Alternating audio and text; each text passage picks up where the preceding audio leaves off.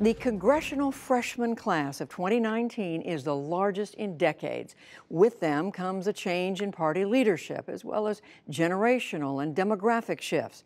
Congressional correspondent Lisa Desjardins spent time with two newly elected members as they navigated their first days in office during the longest government shutdown in U.S. history.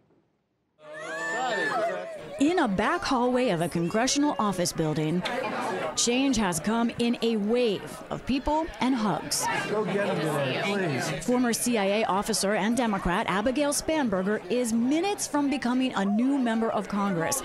Desks and shelves inside are empty, computers not at all set up. But the doors are open, and so many of her Virginia supporters have come that Spanberger needs a chair to be heard. I'm looking forward to getting to work very shortly, so I might disappear. Please excuse me, but it's because I really want to get sworn in and I don't want to miss that. 2 floors below, it's also day one for Republican Denver Riggleman. Congratulations, Dad. He's surrounded by his 3 daughters and a new world. Understanding the vote schedule. So time remaining 0 doesn't mean that it's closed. That it's closed. Testing the phone. Yes. Yeah. Oh yes, Congressman Riggleman here. Yes. Pepperoni pizza, please. Look. And even trying to open his window. Well, I promise we just did this.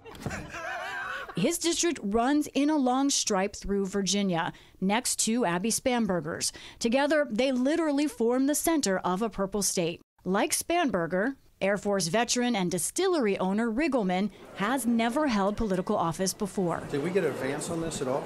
They have everything to learn, including how to get from their offices to the House chamber for votes. Take it right here.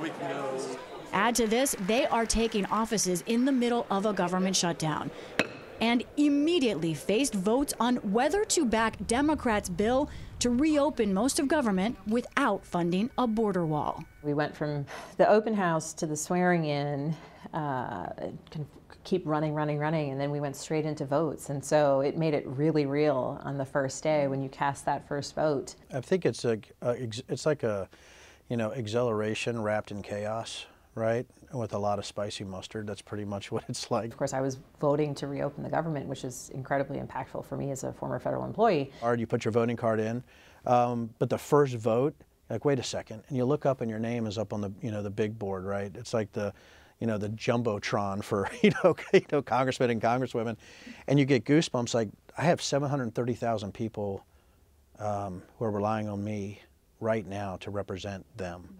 And some are going to agree, some are not going to agree. But that vote means something. They both voted with their party, but both, sitting down with us, expressed frustration. But I can speak to the fact that my district wants us to stop this. My district wants us to get the government functioning. My district wants to not see disagreement after disagreement and fight after fight. Her district voted for President Trump in 2016 and was represented by conservative Dave Bratt. When Spanberger upset him, she became the first Democrat to represent the area in nearly 50 years. So Speaker Pelosi's current message, no talk of border barriers and pointing at President Trump, does not sync up with all of Spanberger's voters. Yeah, I think both sides need to come to the table and need to say, what's the goal? Because that's, I think from my perspective, that's the challenge. I have voters in my district saying, what's happening? It's a tough one. I was elected to make tough votes, so I made it. Riggleman told us he thinks the president is right to push for border wall money for now.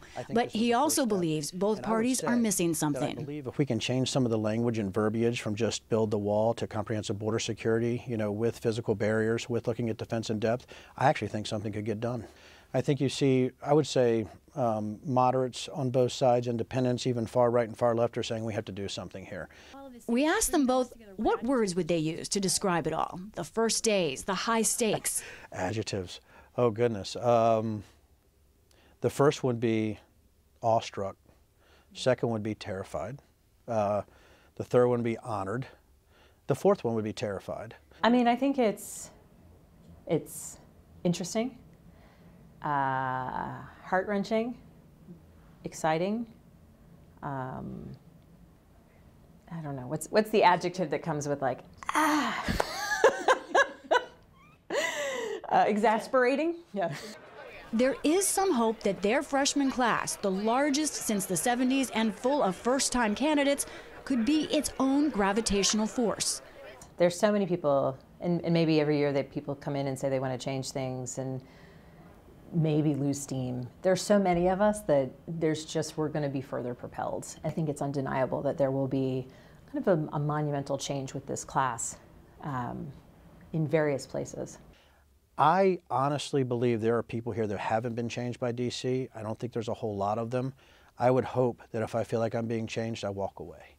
They come in as outsiders. The next year will show what they change and if Washington changes them. For the PBS NewsHour, I'm Lisa Desjardins.